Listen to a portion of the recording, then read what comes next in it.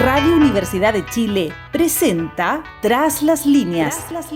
Conversaciones con Manuel Antonio Garretón, Premio Nacional de Ciencias Sociales. Un programa del Departamento de Sociología de la Universidad de Chile. Síguenos en nuestras plataformas digitales de Tras las Líneas. Muy buenas tardes. Bienvenidos y bienvenidas a Tras las Líneas, el programa del Departamento de Sociología de la Universidad de Chile, todos los martes por la radio de la universidad y por muchas plataformas que con el nombre Tras las Líneas ustedes la pueden encontrar para seguirlo en video. Este día vamos a hablar de los temas de la sociedad digital, que algunos, quienes trabajan en eso, llaman las nuevas tecnologías o las nuevas tecnologías de información. Los sociólogos hablamos de sociedad digital, en la cual estas tecnologías forman de alguna manera como el corazón, el núcleo constitutivo de esas sociedades, como fue el trabajo industrial, la industria en la sociedad del siglo XIX y hasta hace poco, 2 siglos de esa sociedad. Y hoy día aparece esta sociedad, la sociedad digital, que nos plantea enormes problemas respecto a el futuro, respecto al modo como se están destruyendo viejas formas de hacer las cosas.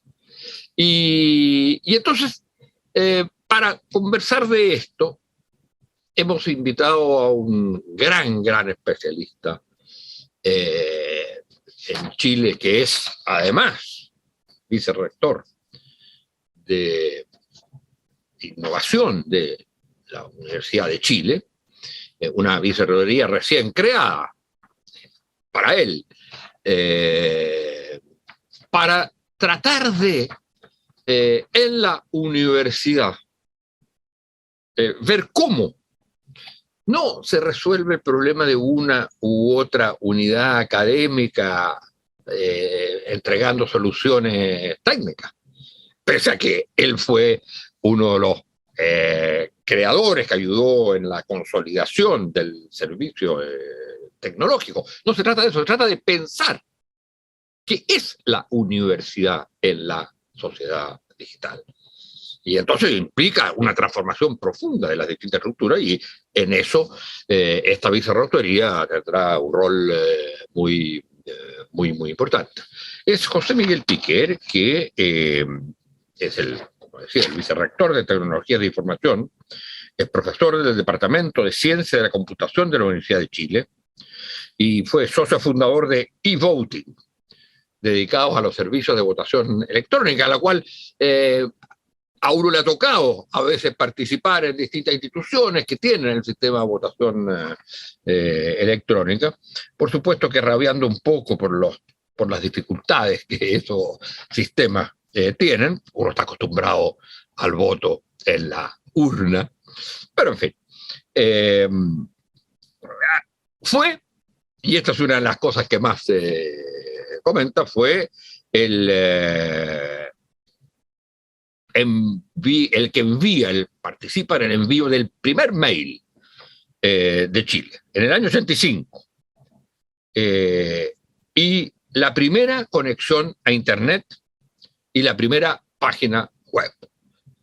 Es una especie de Steve Jobs nacional. Claro, ojalá, diría él, hubiera tenido todos los privilegios y los millones que tuvo Steve Jobs. Ha publicado una cantidad enorme de trabajos científicos reconocidos sobre este tema. Él tiene un magíster en ciencias, en mención de computación de la Universidad de Chile, y un doctorado en computación en l'École Polytechnique de París, que es una de las grandes écoles, de las grandes instituciones de la Academia Francesa, de varios siglos de existencia. En el año 2015 recibió el Premio Nacional de Telecomunicaciones, otorgado por Subtel, por su aporte al desarrollo inicial, fundacional, diría uno, de Internet en Chile. Yo sé que la palabra fundacional hoy día le saca mucha tirria a mucha gente que no entiende mucho de qué se trata lo que está pasando en el país. Pero en fin,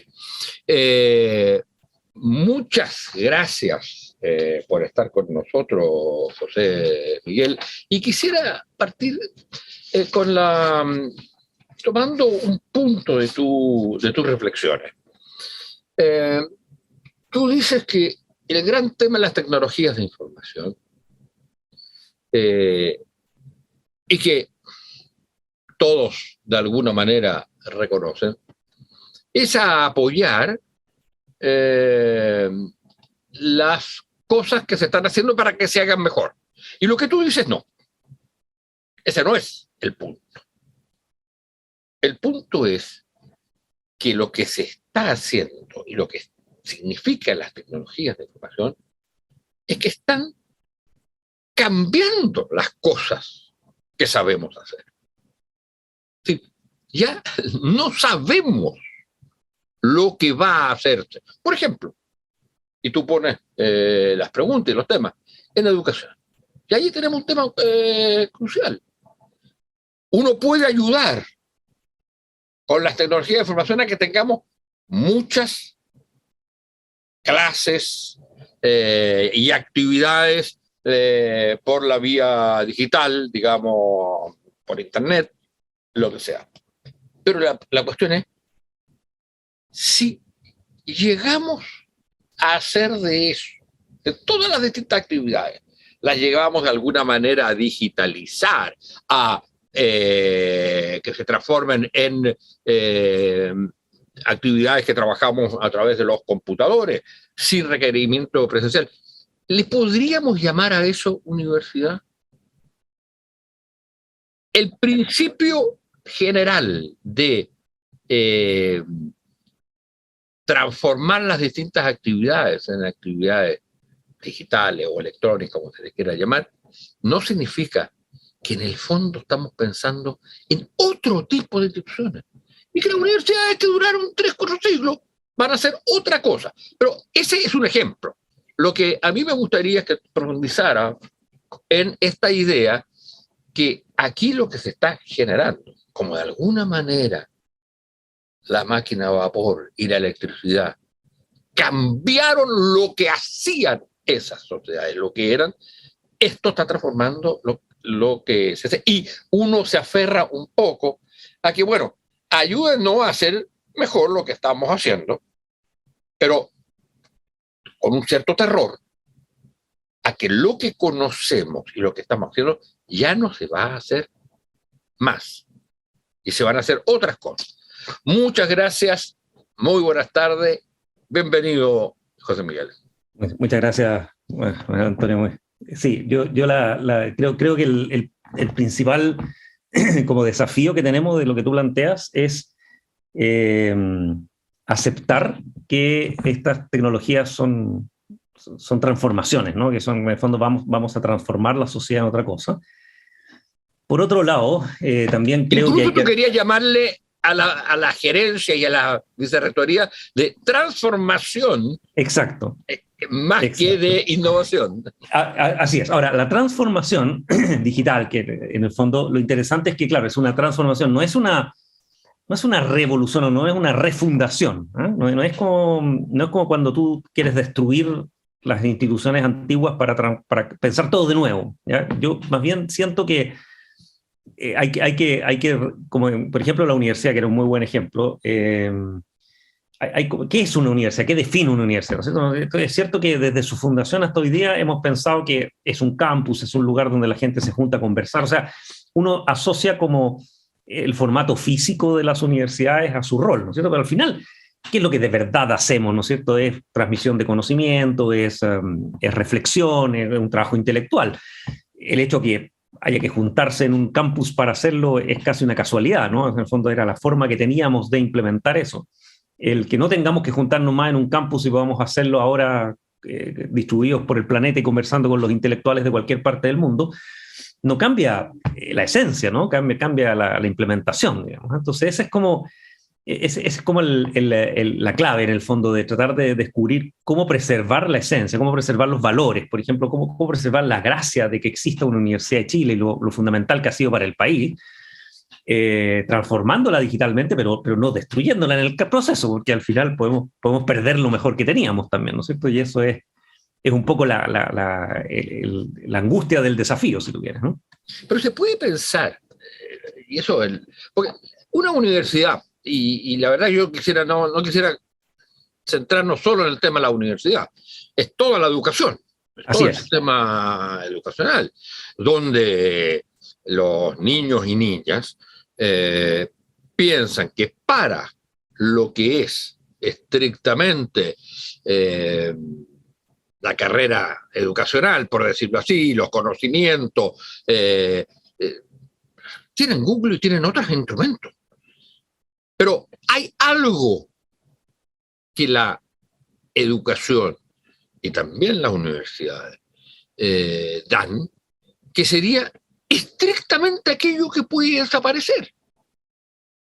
Porque todas las otras cosas, investigaciones, clases, etcétera, pero digamos, se van a mantener las investigaciones. Los estudios, el avanzar en ciertos grados, eso van a existir. Pero eso no es de la esencia de la universidad, el encuentro. Y, por ejemplo, se pueden entender las universidades sin un cuerpo, que son los estudiantes, que constituyen, que son muchas cosas. Les sirve a ellos en sus vidas, pero son también en las sociedades, por lo menos en América Latina, movimientos sociales de enorme importancia. Una universidad enteramente digital, o sea, que cumple las funciones clásicas de que se hagan investigación, que se den títulos profesionales, y que haya una unidad de extensión. Pero la ausencia del campus, y no digo el campus porque hay algunas universidades que no tienen campus, están dispersas, pero el espacio físico en que se encuentra no es central, y la digitalización de alguna manera eso no lo destruiría. Claro. La completa si uno piensa en los colegios es aún más fuerte, ¿no es cierto? Porque en el fondo lo que uno aprende como niño cuando llegas recién no sé, al jardín, por ejemplo, claro, es mucho más importante el aprender a estar con los otros niños y convivir en un espacio social que el conocimiento, que es lo que realmente te estás aprendiendo, ¿no? En el fondo estás aprendiendo a convivir, digamos, es más importante que, no sé, que el cuaderno, que la letra o que el dibujo que estás haciendo. Claro, y en la universidad a otra escala pasa un poco lo mismo. Lo que más uno recuerda del colegio y de la universidad son las personas, los patios, ¿no? Lo que uno hizo, digamos, entre clases, ¿no? El estar en una clase con un profesor era una parte nomás de eso. Entonces, ese es un gran tema. Yo creo que, por ejemplo, pensando en el caso concreto, digamos, de Chile, y eso yo creo que claramente por ahora nuestro camino obvio es hacer una cosa mixta, ¿no? En el fondo a mí me asusta un poco esta obsesión por volver a la presencialidad que tenemos hoy día en el mundo, porque claro, después de 2 años de pandemia lo único que queremos es volver a vernos y abrazarnos, digamos. Pero no tenemos que olvidar lo que hicimos, digamos, o sea, que por 2 años de pandemia la tecnología nos permitió sobrevivir, nos permitió educar, nos permitió seguir trabajando y seguir avanzando, que no deja de ser impresionante. Y descubrimos que hay cosas que se hacen mejor incluso en esta vía remota que otra. Entonces, mi idea por ahora es pensar en una universidad mixta, ¿no? Donde tú tienes todavía estos campus y estos espacios y existe esa vida social, digamos, dentro de los campus, pero no estás obligado a ir a esas clases presenciales. Tú si quieres, te gustan las clases presenciales, ok, tienes clases presenciales. Si te gusta ver los videos de esas clases después en tu casa con calma y, no sé, le pones pausa, tomas nota, los vuelves a ver las partes que te interesan, también estás libre de hacer eso. Y finalmente, digamos, si quieres seguir a tu propio ritmo y estudiar, no sé, por tu cuenta, que es algo que hace tiempo que en la universidad hacemos también, el tipo que no va nunca a clase y que nunca hizo nada más que leer los libros, también está bien. O sea, en el fondo es como darle espacio, digamos, a la gente para que tenga distintas formas de vivir la universidad. Pero, Corremos el riesgo de perder una parte, yo creo que tienes toda la razón, porque va a haber alguien que va a elegir no pisar nunca ese campus, digamos, y estar siempre en su casa conectado a través de Internet. yo confieso que tengo una cierta, pero quizás porque soy mucho mayor que tú, pero una cierta reticencia a el hecho que uno puede escoger, digamos, cualquier cosa. Por lo siguiente, hay algo que de alguna manera empezó a perderse en un momento, incluso con la idea del currículo flexible, pero hay algo que yo creo que es fundamental, es la idea de curso.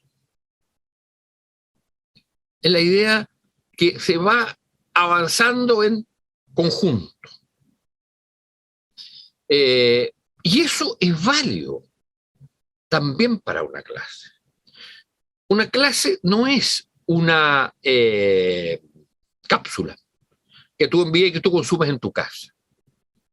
Una clase es algo que fuiste diciendo como profesor, que los otros escucharon, que te preguntaron, que en vista de eso, todos salieron de alguna manera distinto, mínimamente distinto, no se cambia las vidas, claro, ni lo que uno piensa en 45 minutos, pero es un proceso. Sí. Y yo creo que el gran problema que tiene esto es la pérdida del sentido de proceso. Y de proceso en que hay un conjunto. Y lo básico ahí es eso, claro. Hay, por supuesto, y es todo lo que se ha avanzado mucho en la preocupación a lo personal, a cada una de las personas del curso. Sí, pero para eso tiene que haber un curso. Es un buen punto. Yo, para serte franco, no lo había visto así. En todo caso, eso es un modelo que como que se ha ido perdiendo de antes, ¿no? O sea, fuera de la pandemia. El currículo flexible, por ejemplo, el currículo flexible de alguna manera cambió eso, pero sí, de todas maneras sigue habiendo la percepción de que tú perteneces a algo. Sí. Fíjate que el riesgo es que al final no pertenezca a nada, salvo a las cosas que te dan, al título que te dan y a la posibilidad de reclamar en algún momento, hacer una huelga, un momento, pero donde no hay una base de relación, no hay una base como es, por ejemplo, el trabajo. Eso va a pasar lo mismo con el movimiento de trabajadores, puede pasar. Sí, sí. Ahora, mira, dos respuestas a tu visión. Una es que yo creo que, por otro lado, también es verdad que siempre ha ocurrido, que algo que a mí me motiva mucho, digamos, es que la docencia, tanto en los colegios como en la universitaria, está muy enfocada, o sea, es como un tamaño para todos, no es igual para todos. O sea, yo hago mi curso y dicto mi clase y es igual para todos mis alumnos, digamos, es el formato y es la forma y es, como dices tú, ese concepto de curso. Por otro lado, los estudiantes y las personas son muy distintas. Hay gente que aprende en forma muy diferente. Hay gente que, por ejemplo, le gusta leer libros y aprende mucho más leyendo un libro que escuchando a un profe. Hay gente que necesita ir a esa clase presencial e incluso interactuar con el profesor y qué sé yo. Hay gente que se pierde en las clases y que yo era un poco así. Yo soy incapaz de seguir una charla demasiado larga, soy muy disperso, digamos, me ocurren muchas cosas. Entonces me perdía las partes mejores de la clase, siempre la perdía. Yo trataba de ir a clases, pero no me resultaba. Y después más bien estudiaba leyendo mi cuaderno, que sí lograba tomar nota, y de ahí como que leyendo lo que había escrito yo mismo, de lo que el profe había dicho, lograba entender. Entonces, esa sincronía que mencionas tú del curso aprendiendo, que suena muy tentadora y que da muchas ganas, ¿no? Al final, yo siento que no es muy así en la práctica, ¿no? Porque al final, o sea, lo que me gusta de este modelo es que tú le das opciones a los estudiantes raros, ¿no? Al que no es la mayoría, digamos, que son muchos al final, porque no sé, un 40% de gente que aprende de otra forma, y le das opciones, ¿no? Incluso, bueno, también hay temas de justicia también, ¿no es cierto? Hay gente que moverse a la universidad le cuesta mucho, ¿no es cierto? Y gente con problemas de movilidad o otro tipo de restricciones, donde el poder participar, digamos, desde sus espacios, obviamente, o sea, le estás dando acceso también a gente que antes no tenía acceso, si tú quieres. Eso por una parte. Y la segunda, que no, esa no estoy seguro, para serte franco, en nada, pero creo que habría que estudiarlo, ¿no? Que debiera haber la forma de crear esos espacios, esos cursos, esos grupos, incluso esos grupos políticos, esa discusión social, ¿no? Deberíamos ser capaces de reproducir esa idea de la asamblea en el hall de la facultad, ¿no? En línea, ¿no? O sea, hoy día estos sistemas en línea todavía son bastante primitivos, o sea, uno no se siente... Yo no estoy, nosotros no estamos conversando igual que si estuviéramos en el living de tu casa de verdad, ¿no? A todo esto yo estuve en el living de tu casa, ¿eh? Tú no lo debes saber eso. No, ¿cuándo? Hace millones de años. Yo era un joven profesor, probablemente.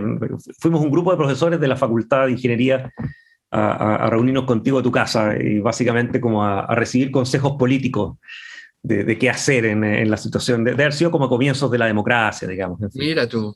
Así es que, sí. Entonces, esa conversa que sea en el living físico, ahí junto con alguien, no es igual, ¿no? Hemos avanzado y esto es muy poderoso y es muy notable que podamos hacer esto y que esto después salga en la radio, en fin. Pero no está muy bueno, ¿no? O sea, uno nota un montón de pequeños detalles. Por ejemplo, interrumpirse y tener un diálogo interrumpido no es trivial. Las interrupciones no funcionan tan bien, ¿no? Y eso yo creo que la tecnología debería mejorar mucho en esa dirección, ¿no? Y ¿por qué no pensar que eventualmente vamos a tener esa misma sensación o algo muy parecido a estar en el living de tu casa todos tomando cafecito, digamos, discutiendo el futuro del país en forma libre e incluso tener conversaciones paralelas con las distintas personas, que cosas que hoy día es totalmente inviable, ¿te fijas? Pero claro, no lo ahora, sé, en una de esas ahora yo tengo una impresión que, por eso digo que vamos hacia allá, hacia lo que tú dices. Eso es, yo puedo decir, mire, tiene estos déficits, pero yo creo que esto va hacia allá.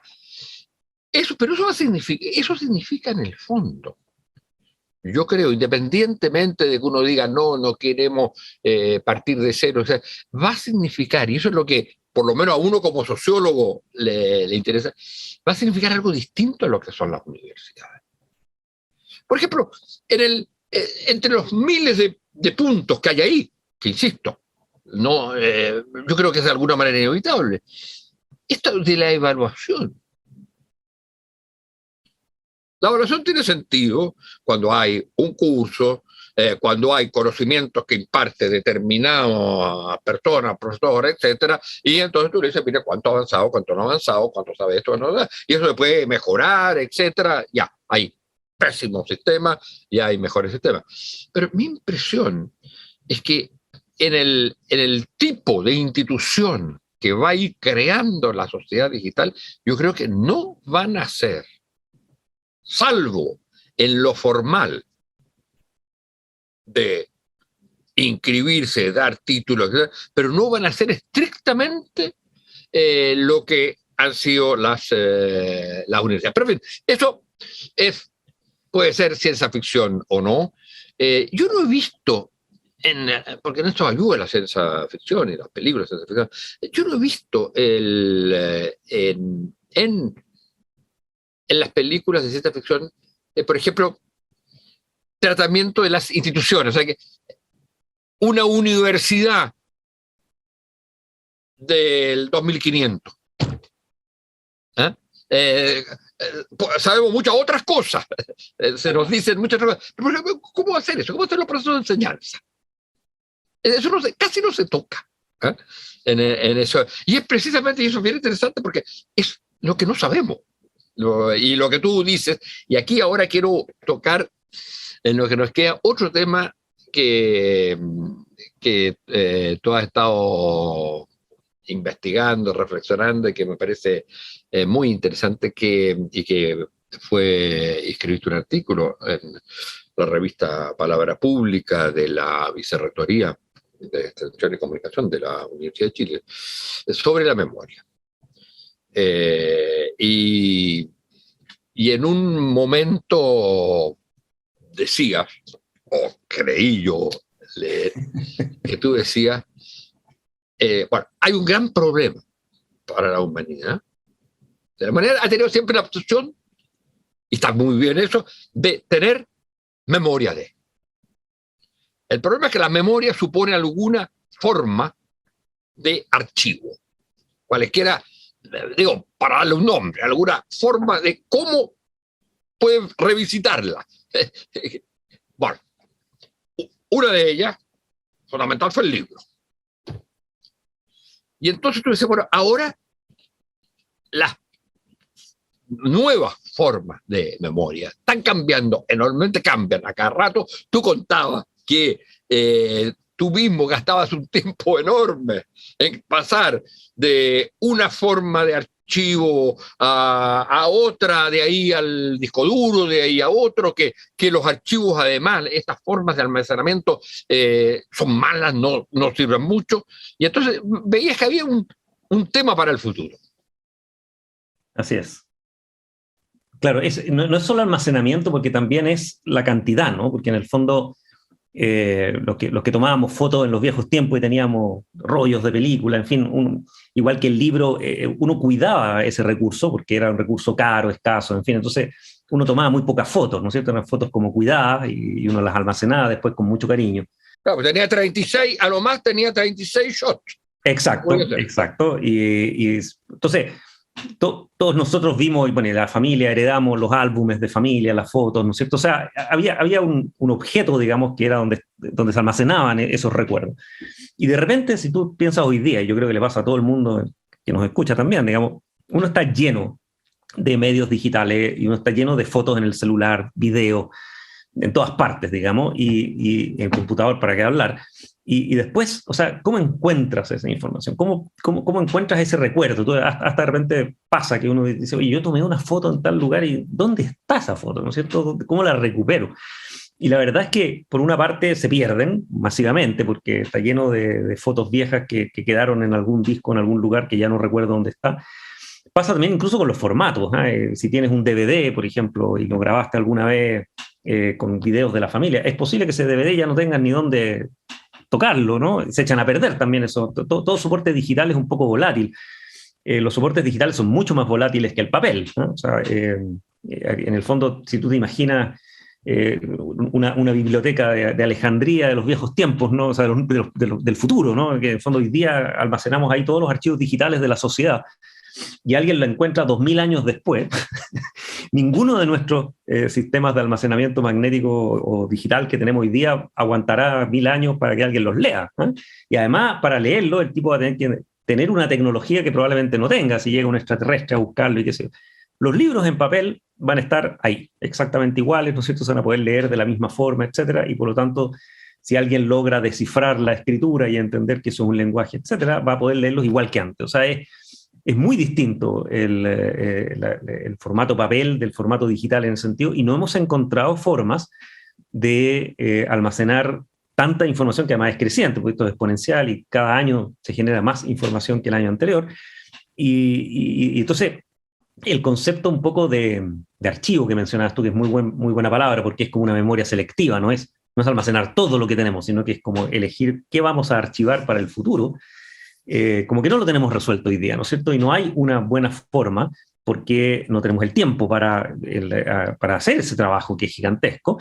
Y por otro lado, bueno, seguimos tomando fotos y seguimos digitalizando todo lo que estamos haciendo, y casi, incluso hoy día existe un poco ese fenómeno en la juventud, como que se olvidan de vivir por filmar y por grabar, por guardar, ¿no? O sea, en el fondo, como que ves la vida a través del lente, digamos, de tu celular.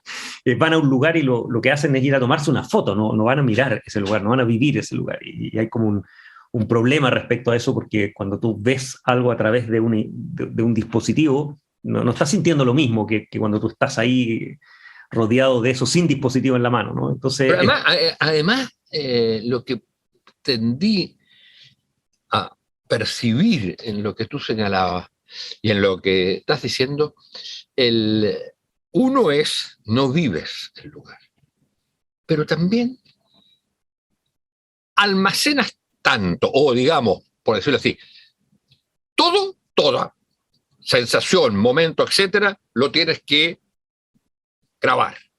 Lo grabas, lo pones, claro, pero no lo vuelves a ver después. No. Porque además no tienes cómo encontrarlo. Claro, y tienes la próxima secuencia. La próxima vez, ya, estás en otro lugar, de nuevo. Miles de selfies, miles de comunicaciones de red de lo que te está pasando. Entonces, Es interesante porque al final tienes ahí que bajo la idea que estás guardando recuerdos de memoria, no estás teniendo lo que uno podría llamar una cierta como memoria acumulativa. Así es. Es un poco como pasa con la sensación en Google también y en la información en Internet, ¿no? Que cuando hay demasiada información, deja de ser información, ¿no? O sea, como que te pierdes en demasiados datos. Entonces tienes tanto que ya no sirve, ¿no? Porque no tienes cómo seleccionar, no tienes cómo encontrar la verdad dentro de todo eso. Esto es lo mismo, en el fondo tus recuerdos están todos ahí, pero eres incapaz de encontrarlo porque están todos. Es peor que la memoria cerebral de uno, digamos, porque uno en la memoria uno selecciona, uno no es capaz de almacenar. ¿Y cuál es la perspectiva de eso? Tenemos que terminar. ¿Cuál es la perspectiva? ¿Cómo? Porque tú terminas en general tus artículos con grandes como interrogantes. Pero mira, no sabemos. Así es. Nada de Así qué es. va a ser esto. Se nos dice que va a pasar esto, pero no lo sabemos. Así es. Sí, ¿Cómo yo controla creo... la humanidad y la gente en su vida cotidiana esa incertidumbre? Así es. Yo creo que esa es la primera lección, tal vez por eso digo tanto eso, digamos, de que en el fondo la primera lección es que hay que aceptar que no sabemos lo que va a ocurrir. O sea, tú mismas preguntas de la universidad y qué sé yo, porque hay mucha la tentación, digamos, de tratar de ser un gurú y de predecir el futuro, ¿no? Pero la verdad es que uno se equivoca.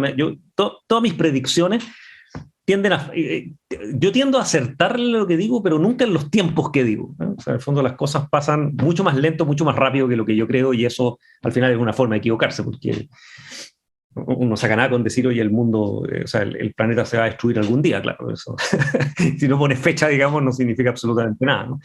Esto es un poco lo mismo. Entonces, yo lo que sí creo profundamente es que el mundo no va a ser igual, o sea, que esta es una revolución tan fundamental, incluso capaz que más que la industrial. Yo he pensado que se parece un poco a la invención de la agricultura en la historia de la humanidad, ¿no? Estas cosas que realmente te hacen pensar de otra forma nuestra vida, porque todo cambia, ¿no?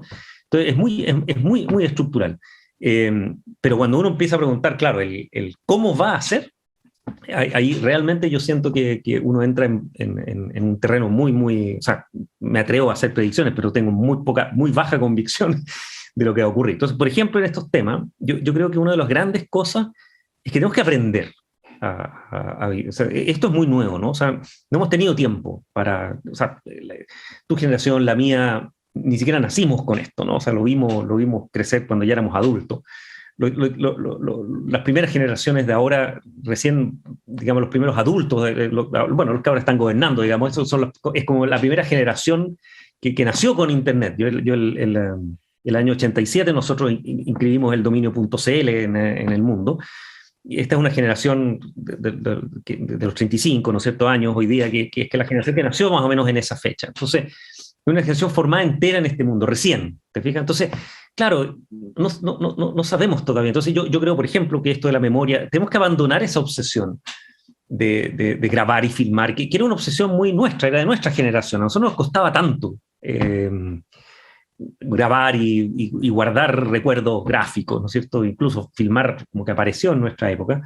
Claro que hacíamos un esfuerzo, íbamos con cámara a los eventos, porque era importante registrarte, fíjate.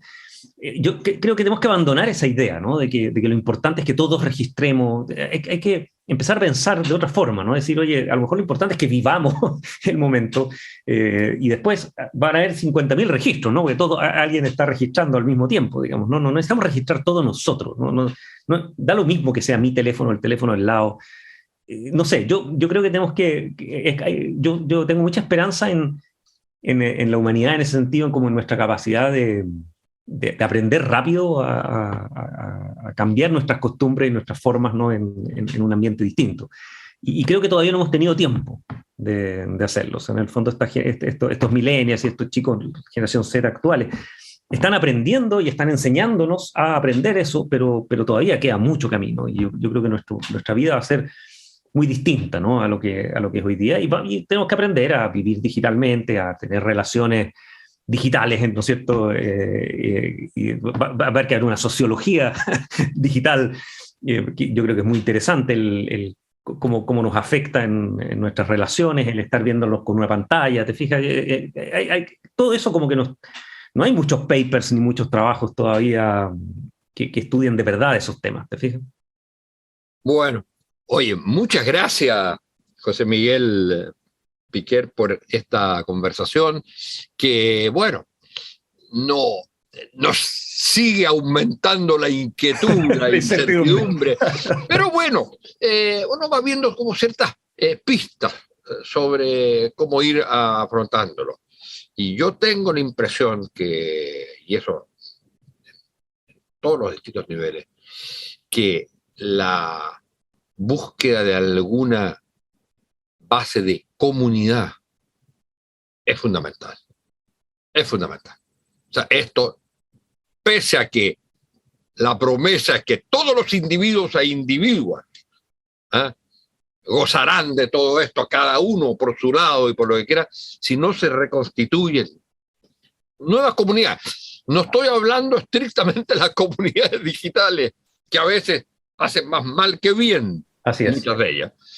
Pero creo que hay que ir buscando esas nuevas formas en que se relaciona y se constituyen grupos humanos. Y supongo que fue así, ¿no? Supongo que fue así, cuando la humanidad descubrió que se podían juntar alrededor del fuego y empezar a hacer comunidades también, tiene que haber sido difícil, ¿no? Así es. Bueno, muchas gracias, José Miguel. Gracias a ustedes, señoras y señores, auditoras y auditores de Tras las Líneas, y hasta el próximo martes. Muchas gracias, Manuel. Estés muy bien, ¿no? Radio Universidad de Chile presentó Tras las Líneas. Conversaciones con Manuel Antonio Garretón, Premio Nacional de Ciencias Sociales, un programa del Departamento de Sociología de la Universidad de Chile.